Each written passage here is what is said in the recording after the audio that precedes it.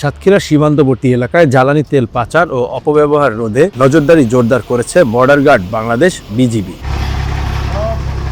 শনিবার Satkhira ৩৩ battalion BGB আয়োজিত এক প্রেস ব্রিফিংয়ে ব্যাটালিয়নের অধিনায়ক লেফটেন্যান্ট কর্নেল কাজী আশিকুর রহমান জানান, মধ্যপ্রাচ্যের চলমান যুদ্ধ পরিস্থিতির কারণে আন্তর্জাতিক বাজারে জ্বালানি তেলের সরবরাহ ও দামে অস্থিরতা তৈরি হয়েছে। এর প্রেক্ষাপটে সীমান্ত দিয়ে জ্বালানি তেল পাচার ও অপব্যবহার রোধে বিজিবি কঠোর নজরদারি চালাচ্ছে। কোনোভাবেই যেন কোনো জ্বালানি তেল পাচার না হতে পারে সেই ব্যাপারে আমরা সতর্ক রয়েছি এবং আমাদের যে নিয়মিত মনিটরিং সেটা আমরা আরো বেশি জোরদার করেছি। আমাদের নিয়মিত চেকপোস্টের পাশাপাশি আমরা আরো ৫ থেকে ৬টা চেকপোস্ট বৃদ্ধি করছি। তিনি বলেন, সাতক্ষীরা সদর ও কলারোয়া এলাকার ফিলিং স্টেশন তদারকি এবং ভোমরা স্থলবন্দর এলাকায় বিশেষ তল্লাশি ও মোবাইল টহল জোরদার করা হয়েছে। পাশাপাশি সম্ভাব্য পাচার রুটে বিশেষ চেকপোস্ট বসানো হয়েছে এবং জনসচেতনতা কার্যক্রম চালানো হচ্ছে। আমাদের দায়িত্বপূর্ণ এলাকার ভিতরে যে কটি ফিলিং স্টেশন আছে তার যে প্রজ্ঞাপন অনুযায়ী তারা বিপণন প্রক্রিয়া সঠিকভাবে করছে কিনা এটা আমরা মনিটরিং করব। আমরা গোয়েন্দা নজরদারি